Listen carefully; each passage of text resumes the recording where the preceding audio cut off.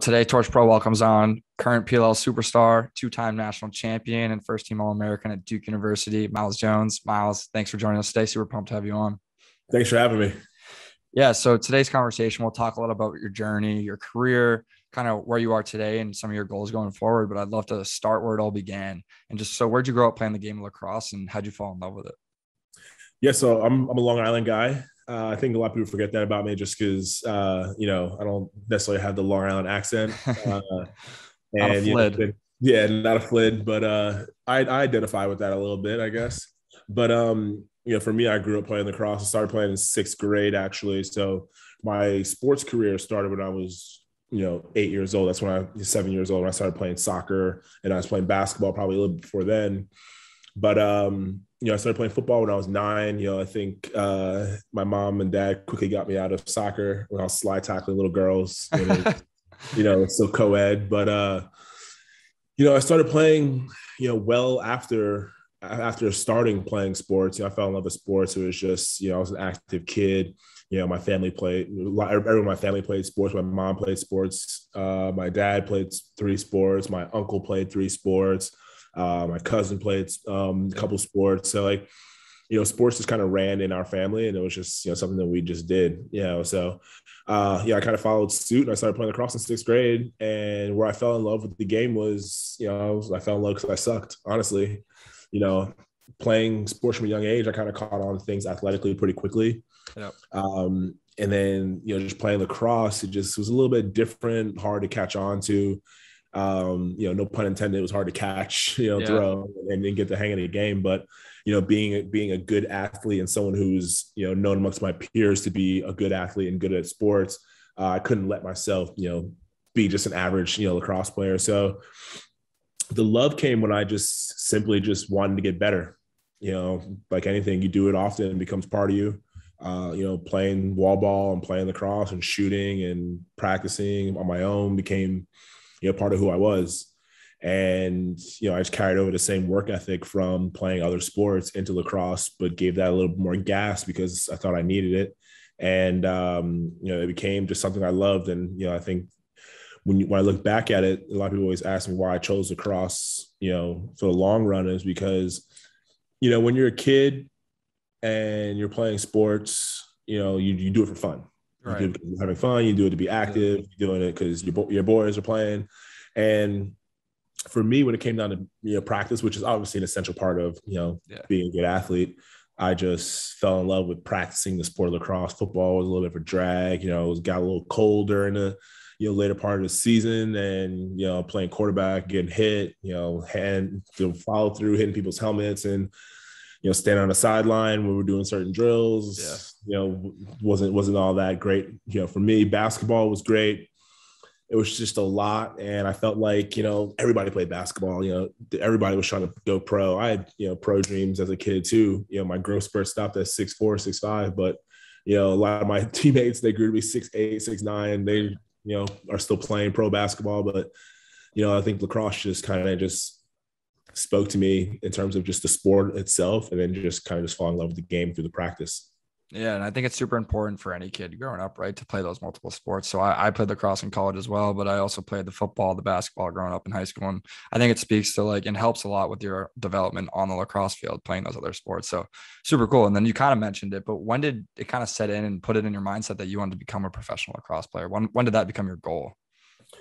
Yeah, I mean, that was I think when I was a sophomore in college was when kind of pro lacrosse became like, a goal of mine. As a Yeah. freshman in college, I was just, I was a kid who, was shocked to be at Duke University, Yeah. just coming from, Long Island, Huntington, and, my family, no one went to, school that big and whatnot. But, being at Duke was like one of those things that, wow, I'm actually here. I'm just trying to enjoy this. And, my goals for myself weren't super lofty as a freshman. I knew I was going to play just from, fall ball and, the way coaches positioned me. I was running with the first midfield line. I was running with the second midfield line. I was I was getting a lot of reps. So I was like, hey, listen, I know I'm going to play. So for me, my goals were I wanted to play in every game, Yep. score a goal, an assist in each game, do what I can do to help the team. So, had a good freshman season. We were fortunate to win a national championship. I wasn't a huge part of that, but I scored a goal in a national championship game and I played in the playoffs. So I did what I was, supposed to do. And my sophomore season was kind of when, I took things a little bit more seriously. I started working, put in extra work. Yeah. Whether it was on the field, in the weight room, watching more film, just studying the game a little bit more. And, my career kind of took off. I had a great season. And then, people were talking about, hey, this kid can definitely play at the next level. But the funny thing about the sport of lacrosse is that, you don't talk about people playing at the next level until you're done. Right. So, when I was being compared to, guys that were playing professionally, I was like, hey, maybe, this is a thing for me. And the cool thing about, my transition between freshman and sophomore year, or even just like stepping on campus my freshman year to the end of my freshman year, I became a role model for a lot of kids. And, people always talk about, pro sports and, the demographic of kids who are playing, and especially from the lower, from the ground up, I became, an inspiration for a lot of minority kids. So it was kind of cool that, it was kind of twofold. It was me realizing I could play at the next level. And then on the other side, it was, hey, like, if I were to pursue this would be pretty inspirational for a lot of kids who, want to play the sport. Yeah, like it's more than a game, right? And I think I was going to hit on this later on in the interview, and I've heard you talk about it a bit on some other interviews. But being a minority, what is it like for you to kind of almost carry that torch, and how important is it for you to spread diversity in the game of lacrosse? Yeah, I mean, it's a big deal. I didn't necessarily, not that I don't enjoy that responsibility. It's not something I actually sought out to, to be. So, it is a big responsibility because, I carry myself in a different way and in a different light because of, the position I'm in. I've always been a kid who kind of watched, what I was doing, made sure I kept a clean nose, made sure I stayed out of trouble. But, I think being that, I'm a minority in, a predominantly white sport, as people like to characterize lacrosse, I think, a lot of the things that I do are under a microscope of these young kids who, hey, I want to be, the next Kyle Harrison. I want to be the next Myles Jones. I want to be the next, quote unquote superstar athlete in the sport. And for anyone to want to, aspire to be in that position, you have to watch the people that come before you. Like, I watched Kyle growing up, and I talked about it all the time when he and I were teammates for the past 2 seasons and beyond, because he's my mentor. But I always joked around. I was like, hey, I used to watch you when I was in 6th grade. Like, I had no hair on my legs, I had a squealy voice, and I used to watch you when you were in college, just joke around and kind of age him. But that's exactly what some kid is probably doing to me that I don't know yet. And for me to be in that position for somebody who's watching that I may not know, I definitely want to be the best role model for that person. Yep. And I think that's what's so special about sports. And I loved seeing Kyle's career. I was a huge fan too, growing up, and retired this year, obviously. But I think that's what's awesome about sports. It gives you guys a platform, right, to tell your story, to have this influence be on the field and do things that you guys want to do in a positive light. So it's super cool. And so I want to throw it back. We were talking a little bit about your first 2 seasons at Duke. And so you won 2 national championships. But what was that transition like, coming from prep school? And then like you said, you scored a goal in the national championship. But what was it like contributing immediately to a championship team at the D1 level at Duke? Yeah, I mean, the cool part about it was that I think I came into Duke at a pretty cool time. I like to tell stories about, my experience at Duke, just because Coach Janowski was so special. Yeah. And the things he did and the way he brought our team together. And I remember my freshman year coming in, fresh off prep school, I'm a little bit more physically mature. I'm excited because, there's a lot of hype around me coming to Duke. The midfield spots were, open for competition. We didn't really have anybody coming back in our senior class that had kind of proved themselves. So those seniors kind of had a chip on their shoulder. And then Coach Janowski was kind of battling that whole, make it to the Final Four and lose, Right. a little cloud over their head. So remember Coach Shinowski kicked us out of the locker room before the season even started. Like we had no locker room, we had no laundry, we had no gear. Is this in fall ball? This is fall ball. So Yeah. I'm a freshman. I'm like, oh, this is gonna be so sick. I'm playing at Duke, and we had to carry our equipment from our dorm to practice, our practice back to the dorm, and then go to class. So, and we had no washer dryer. So we had all our stuff after practice on a loop. The seniors took it, washed it for us, brought it back to us for practice next day. So he kind of set the tone that, listen, you guys have to earn everything you get, which is cool. So, I'm already, obviously, wide-eyed and excited. And now we have to go through, proving to Coach Shinowski that, we're deserving of the locker room and all the perks that come from being a Duke lacrosse player.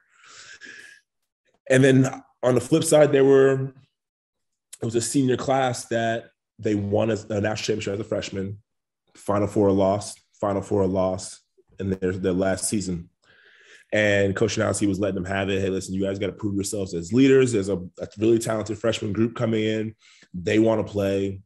They're probably feel a little bit entitled because, there's the best recruiting class we've had in a long time. And, they feel like they're ready to play right away. Yeah. So we got a freshman class with a chip on their shoulder, but we're kind of confused because we don't have anything. And then a senior class with a chip on their shoulder because, Coach Shinowski's building that for them. Right.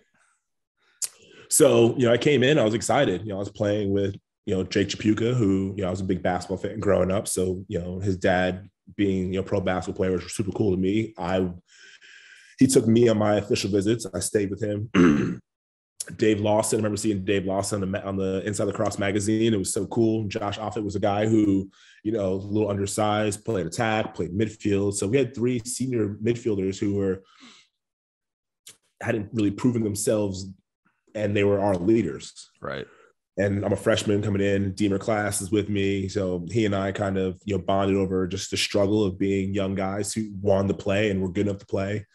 And, it was a roller coaster. I played pretty well freshman year in fall ball, earned a starting midfield spot. So now, like, we come back to school and I'm, wow, I'm on the first midfield line. Like, I can't mess this up. Played well, scored my first goal in the first weekend of the season, and he was all excited, scored a goal here and there. Got hurt my hamstring. So that was tough for me because I was on the first midfield line and I was excited about that. And, people were talking about it and it was a big deal. And I got hurt my hamstring I think I was out for 2 games, trying to just get that back together. And then I got moved to the second midfield line. That's when me and Deemer kind of started to grow together. Me and him started playing well together. I dodge, throw the ball to him, he shoots it. And that became just, the age-old story for 4 Talk years. about a duo, yeah. Yeah, so it was definitely a roller coaster. And then by the time we got to about the playoffs, things kind of slowed down for me. I settled in. I was done my first school year at Duke. I knew what I was to expect next time around, and it was playoff time. And I'm living at the seniors' house because we had to move off campus. So I'm living with Dave Lawson, Jake Chapuka. I'm living with Luke Dupree, Josh Dion, and Brendan Fowler. So that's a house of of some pretty interesting characters and great lacrosse players. So I just kind of learned a lot from those guys, going to practice and hanging out with them and them talking about their experience. So I think the overall leadership from those guys and the maturation of their leadership from the time we got to campus as freshmen to the end of the season, we definitely learned a lot from them, which I was able to take forward going, into the later part of my career. Yeah, it's amazing. And so now I played at lacrosse Colgate. And so we didn't have too many winning seasons. Love the guys I played with and played for, but never got that chance to feel like a championship win. So is there any better feeling than a championship W? There isn't, because, I think the 2 that we were fortunate to win, they were both very special, but different. Mm-hmm. And I remember, we played against Notre Dame. That was, an overtime game where Dave Lawson scores a game winner, and he had 5 goals that game. And Dave Lawson. I remember Dave Lawson's stat line for the season. He was like, he had scored like maybe like 26 goals and like 12 assists. He was like the first All-American. He was like, the guy. Yeah. And then, we get to that championship game. We beat Cornell the game before then, which was, a big game. We're playing against Rob Pennell. He was, a fifth year guy, Thornton winner, best player in the country. Right. And, he was just, he was really good. And then so the following game we played against Syracuse, and we're playing in Philadelphia. And, there are a lot more people who go to Syracuse than go to Duke. We have 6,000 undergrads at Duke. Syracuse has probably, a billion kids that go there. Yeah. And I think the lacrosse lineage of Syracuse runs much deeper than it does at Duke. We have guys come back from the 80s and they're like, we played club lacrosse here at Duke. And these guys are talking about Gary Gate, the Powell. Right. It's just a different ball game in terms of the longevity of the sport at each university. And I remember we come out, and I didn't really notice the crowd at like in the beginning of the game. But where was the game? It was at the Eagle Stadium, so Lincoln Financial. Yep. And Syracuse scores the first goal, and the place erupted. And I'm like, wow, there's actually a lot of orange in here, and like a little sliver, like one section of blue.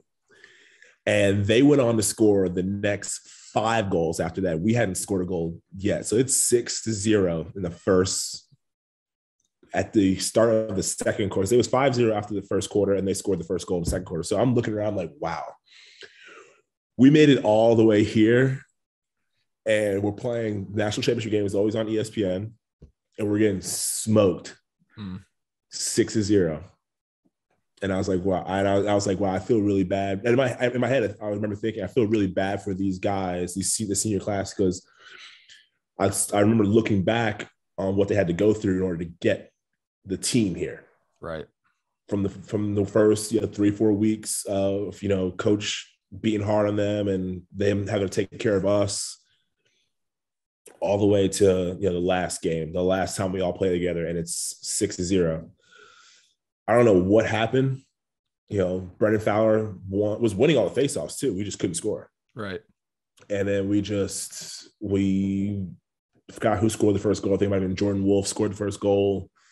Jake Shapuka scored one. Then I scored one. And then Brendan Fowler, I don't think he lost a faceoff from that point on. And we ended up winning the game 16-10 after being down 6-0. So that was special because, that was a comeback. And I think it kind of just was the total story of that season in one game. It was, right. We had our backs against the wall. Coach didn't give us anything. And we just grew together. And then that was the final thing. It was just like, at that point, we were just a great team. We won games by 1 goal, 2 goals in the playoffs leading up to that in order to get there. So that was a really cool feeling. And obviously being a freshman and being a young guy, being able to, get on the board in the game, and especially, kind of help spark that run was super cool. And then my sophomore year, obviously the pressure's on. You lose 3 All-American midfielders. Like I said before, guys who hadn't proved themselves. So now they're All-American midfielders and they're gone. And now you have, one kid who played a bunch his freshman year, another kid who played a bunch his freshman year, and Christian Walsh, who was a converted attackman, to play midfield because we wanted Case Mathias to play. Right. So we just had so many weapons that we were moving people around. And now we have 2 freshman guys coming in their sophomore year and a senior who's playing his, second season as a midfielder. So people kind of wrote us off. And it turned out that, fall ball coach kind of saw what was going to happen. He saw that, I was a guy who could dodge and, move the ball. And then Christian Walsh, the guy who was completely selfless. He didn't mind throwing the ball to me and Deemer, and who could, we could shoot it from deep. We can, dodge bad approaches. And then we had, Jordan Wolf, who was the best player in the country that year throwing the ball to Josh Dion, who scored 50 goals and missed the playoffs because he hurt his knee. So like we were the best team that year. If we didn't win, it was going to be a problem. But people didn't know that we were the best team. And then people didn't know that that was the case until we started the season. But that one was cool because we had a lot of pressure on us because people quickly found out that we were a serious team. We were scoring 17 goals a game. And, we started off well. We lost to Maryland. We lost to Loyola back-to-back games. So coach said, okay, you guys think you're really good. And now you lost 2 games in a row. And the worst part about it was that after we lost those 2 games, we had to go to the White House for the national championship like stuff. Really? So like we were all like pissed off and like we had lost 2 games and, the alumni are coming back. So it was like hard to be happy after those 2 games. Coach is giving it to us and we're seeing the guys that we won the championship with the year before. And it's just like, it was tough to be excited. But I think that kind of turned the season around, like being able to just see those guys are talking to them, hey, listen, it's okay. Like, let's think about what we did. We were 2-4 in the beginning of the season last year. You guys are 4-2 and everything's going to be okay. Right. And then I don't think we lost a game from that point on. I think we won maybe like 8 or 9 games straight. And then we actually played Syracuse in the ACC tournament and lost that game in overtime. And I think we needed that loss. Yeah. And it recentered us. We were like, okay, listen, this is the last time we could lose or else we're going home. It's better now than later.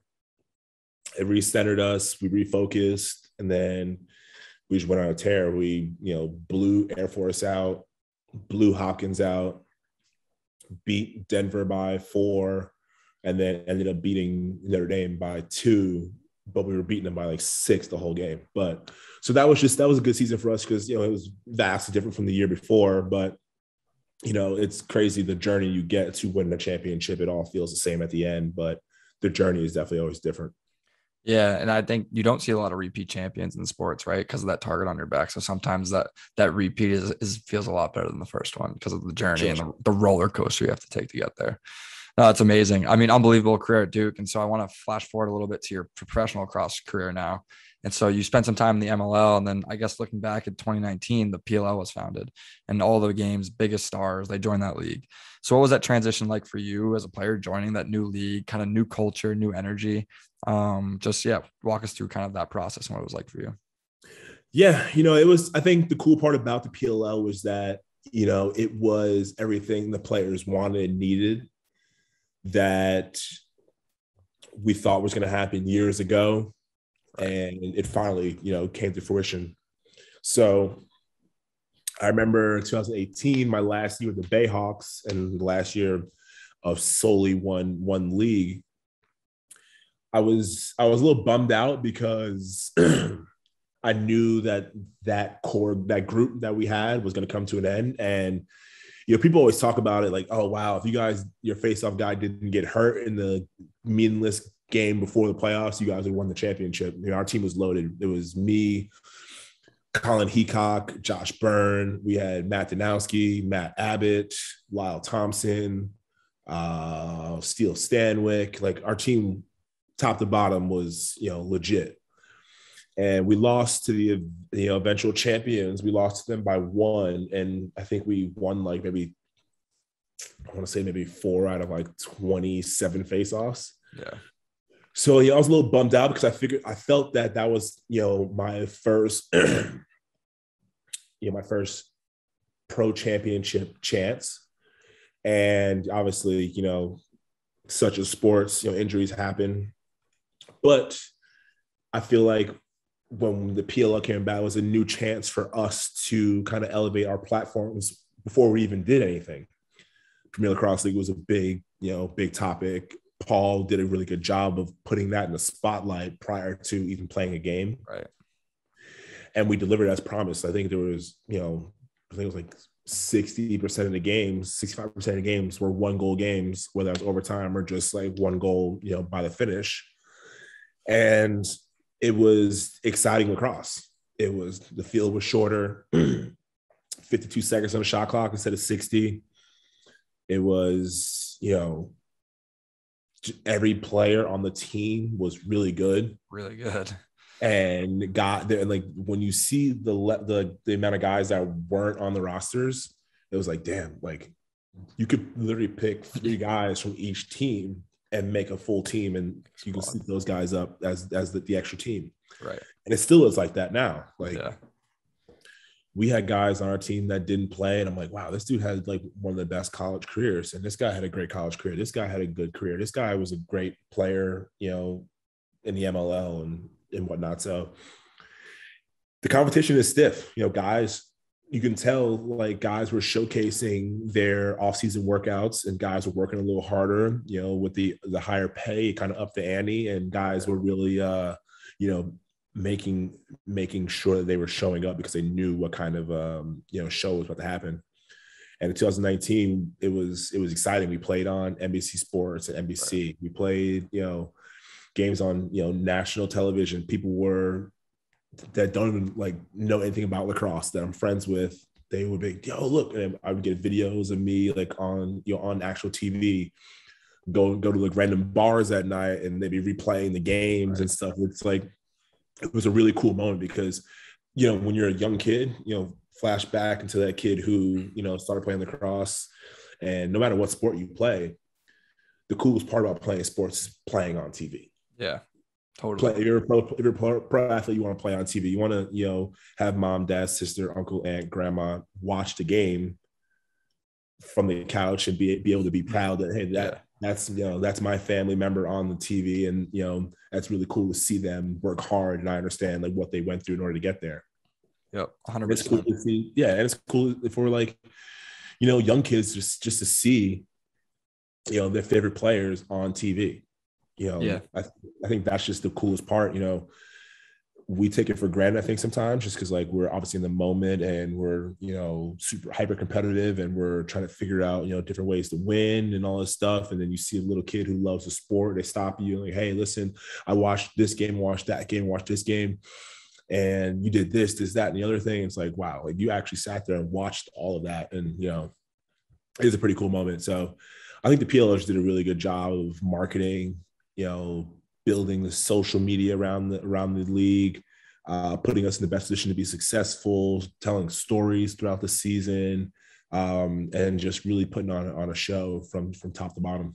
Yeah, I mean, they've done an unbelievable job. And so, like, as a lacrosse player growing up, I'm obviously going to tune in and watch the games because I'm a lacrosse fan. But I think the PLL really like hit that next level when you started seeing, like you said, the non-lacrosse fans who had not really been introduced to the sport yet, like really diving in, like consuming the games. I think that's really just elevated the game of lacrosse a lot. So yeah, it's been really cool to see. Big fan of the PLL. And I guess, is there any like one thing that you're excited about for the league's future?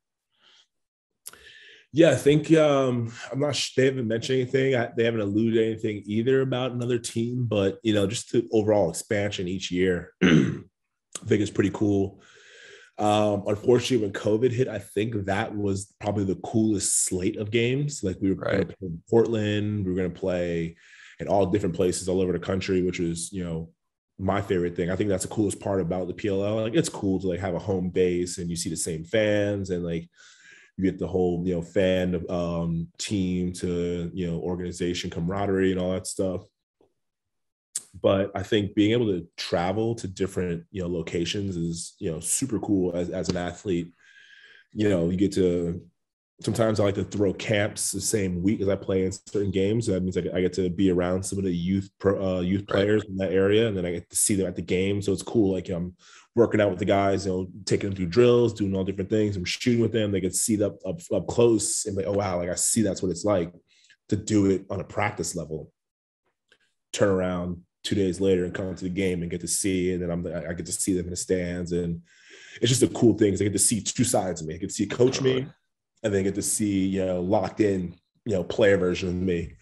So just the overall travel aspect is just my favorite because you get to see so many different things. And like, obviously, like people don't know like our day to day when we're, you know, on the road, but you know, we get there, we have practice, and then we do have some downtime where we get to go, you know, hang out around the city, go eat something, you know, look up places to like eat that are like famous, you know, must eat places, go to the mall, hang out, do like, you know, normal people stuff.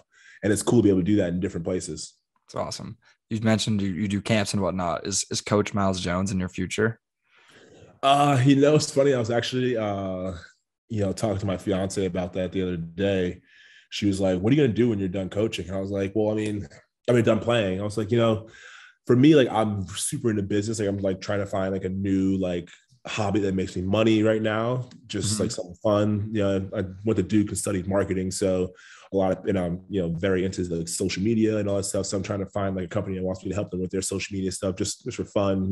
Get paid a little bit, vacation money or something fun. Totally. But you know, I see all the guys that coach the pro game, and I think they live a great lifestyle in terms of whether they coach, college and pro, whether they coach just pro and, have their hand at other, levels of the sport. I do, coaching is something that I would be interested in because like, coaching grown men is so different Oh because it's yeah. like, yeah, it's like your personality as a coach matters for Right. sure more than necessarily the X's and O's because you're coaching the best players in the world.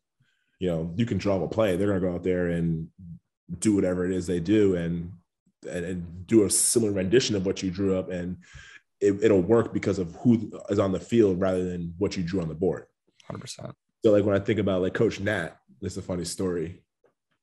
We were this season in Albany, and it was one of those things where like the season was kind of spread out. We had a game here, we were, bye, game,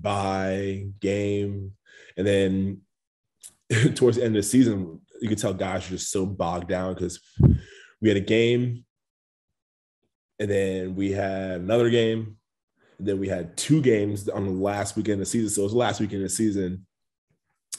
And, just natural end of the season aches, guys moving a little slower, didn't practice, turn it on for the game, which is, natural in pro sports. And I remember, I think I threw like a skip pass, like, and one of the defensemen like tipped it out of bounds or they picked it off or tipped it and the goalie caught it or whatever. And like, Yeah. If you ever, Coach Janowski knows this about me too, but like, if I'm in practice and I see something open, I'm going to throw it. Right. With no consequence. And when I get to the game, I'm also going to, because I do it in practice, I'm going to do it in the game. And it works more often than not because I throw with no conscience in practice. Right. So, like with any good player, you take the bad with the good, and the good outweighs the bad, and you just got to move on with it. So we were doing man up, and like it had been a while. I think it had been a couple of weeks before we got back together. So like, sticks were a little rusty, guys. Timing was a little off. You just got to get that back in practice. I threw a skip pass and somebody knocked it down, whatever. Threw another one and someone knocked it down. And you're playing against your teammates. They see you do it all the time. They know it's coming. It's, whatever. So coach, we were moving the ball again, and coach just blew the whistle. He started yelling, and my back was turned to him, and I was looking at him, and I guess he felt like my body language was, a little dismissive. Yeah. He just freaked out, like screaming at me. He wasn't screaming at me directly saying my name, but he was addressing the body language. And I had just thrown another pass that got knocked down. So he was more or less talking about me indirectly, and everyone knew that and whatever. And for me, like, I think I threw a skip pass like on the next play that actually worked. So like he just like was like whatever and just kept moving. But like after that practice, I went out and I had a game where, I had 7 points, and then we turned around and played the Chaos the next game. And I had like 5 points. So I had a 12-point weekend, and, the personality of the coach and coaching grown men, I think that mesh is a unique one. But, I think I have the personality to coach pro players, especially having been there, understanding that whole dynamic. And, I try to play GM a little bit with Coach Nat. Like, hey, listen, this guy, he said he doesn't, necessarily, love the system he's in, that we should get him. So like, I think I'm cut out for it. That's cool. That's a cool aspect of that relationship. I like that.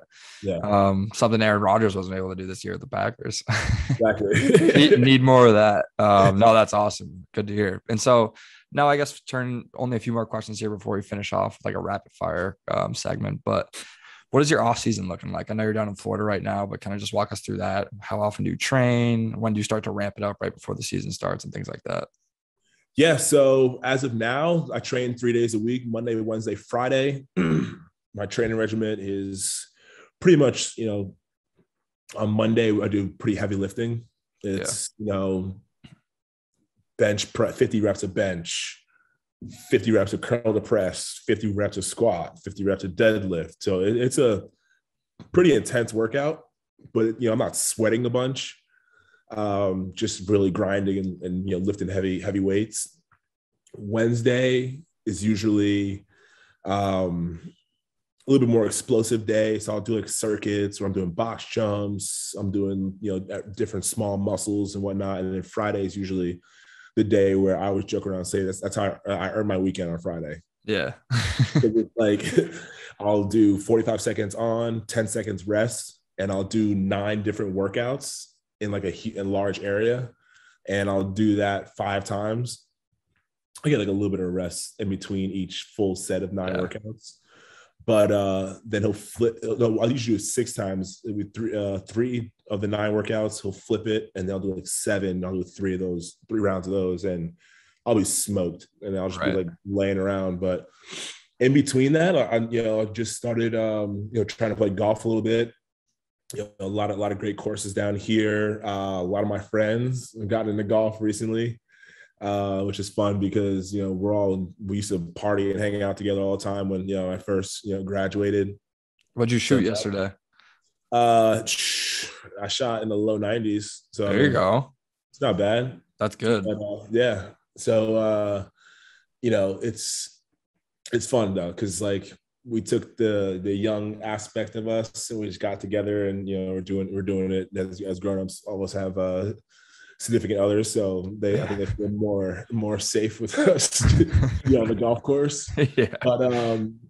But it's fun, man. It's cool because I'm super competitive, and when I'm not playing, I like to have something that like gets competitive juices flowing. So golf is one of them. I've always been a pretty big video game person. That's just since I was actually a young kid. Me and my best friend since kindergarten, we used to stay up as late as possible when we were like 9, 10, 11, 12, playing, Halo, like the first Xbox. Yeah. And like I did that in high school too. And, I don't do it as much now. Significant other, they try to get you to hang out with them more than you clicking buttons and staring at screens. But that also gets my competitive juices flowing. I played the Xbox with other pro lacrosse players. I was not too long ago, I was playing with, it was me, Kyle Hartzell, and Marcus Holman. And it's just, it's just all fun and jokes, and it's always good. Are you into Twitch at all, live streaming? So I used to do Twitch a bunch. The funny thing is, I used to do Twitch on like other people's channels, like as like a guest.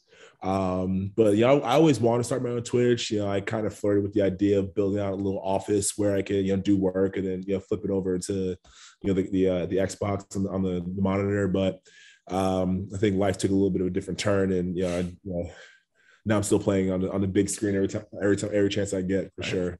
Right. That's awesome.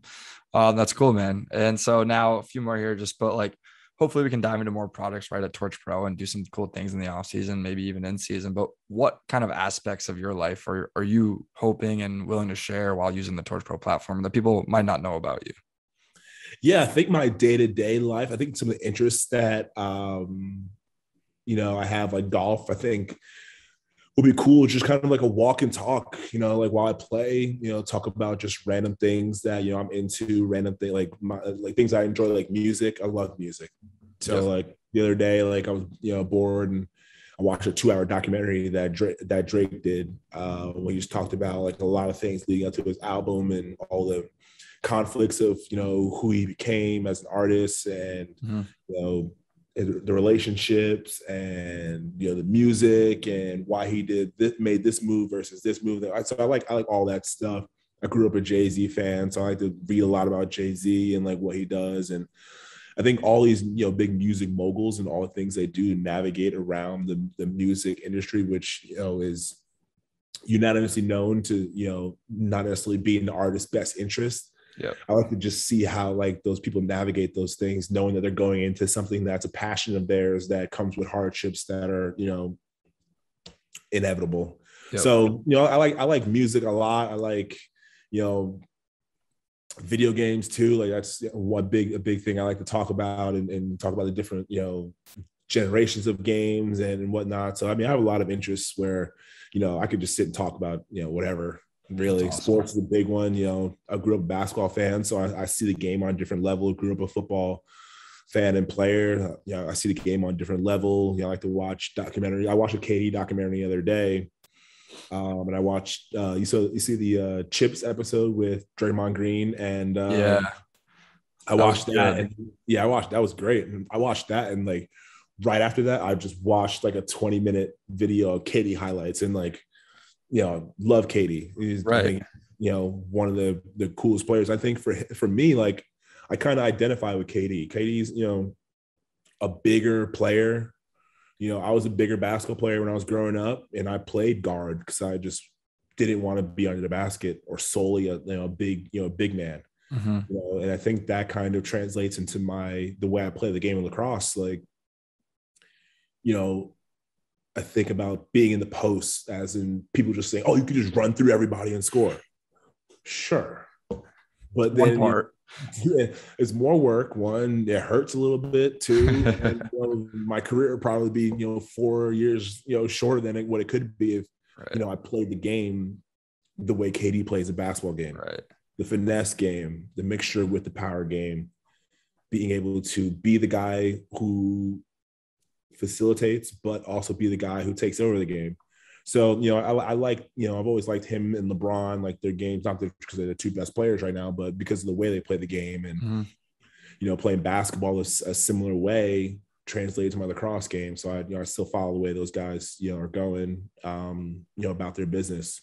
So I think, I have plenty of interest and I think, walking 9 or 18 holes together would be pretty cool. A good time for sure. And I think it's interesting you talk about just sitting down, watching a documentary. Maybe it's Drake or KD. And I think that's the cool thing about sports. We talked about it earlier. It's like the fact that you can have those platforms and you go and watch those things and social media or wherever it may be. And then you just become a fan and it's cool that way. So I like how media is kind of ever changing.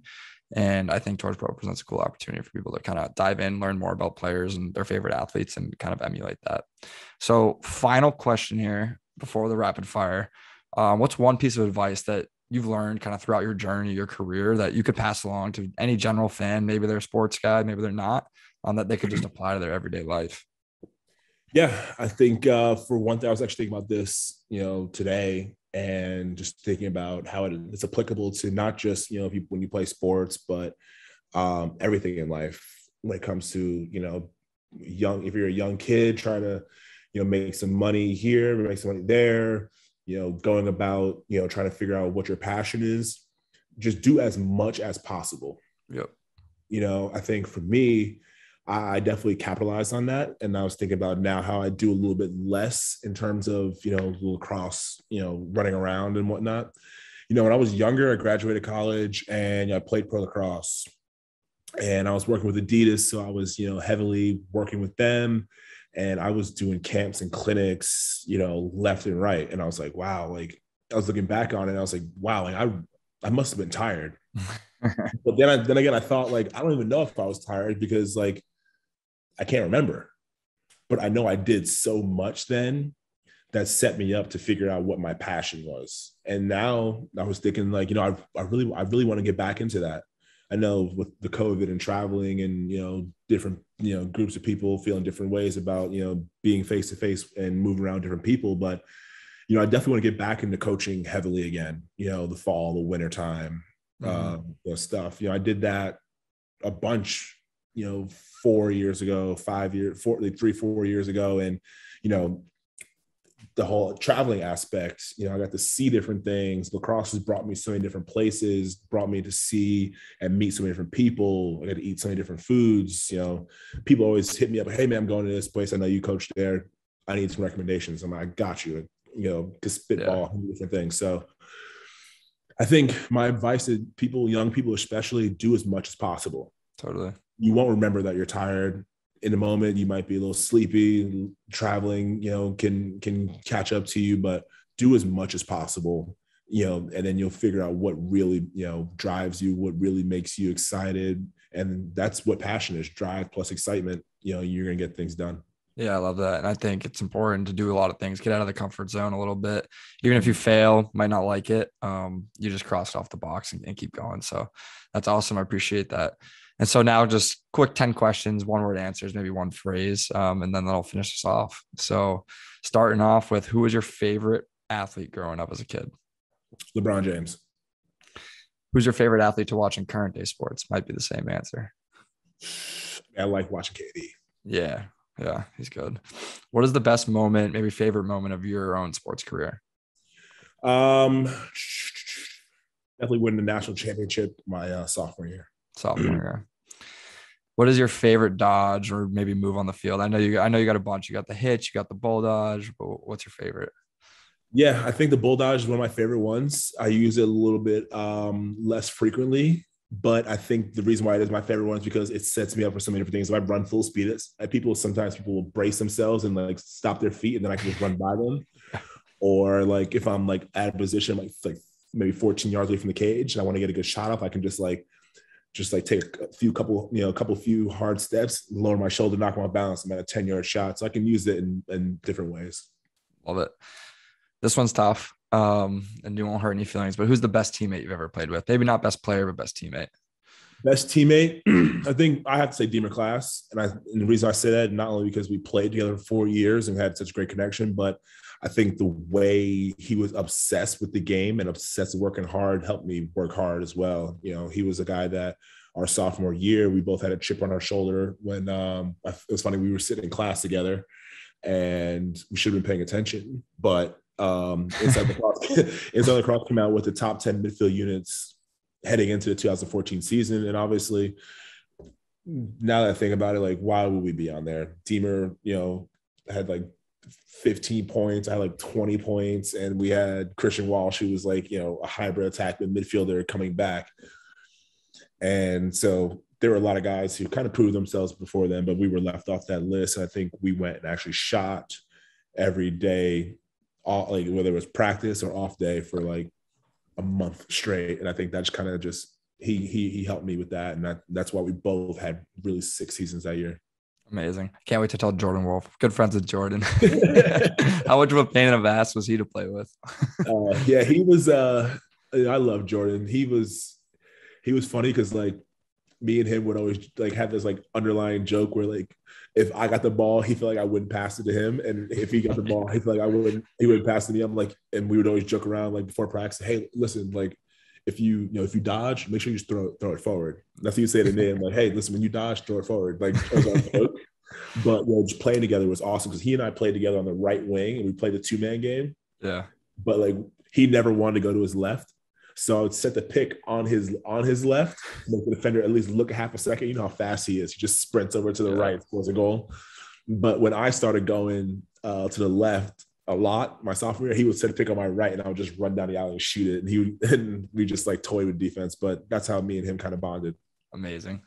So now shifting gears from lacrosse, but who is your favorite music artist? Drake. Best place you've ever traveled, or maybe even a dream vacation spot? I guess.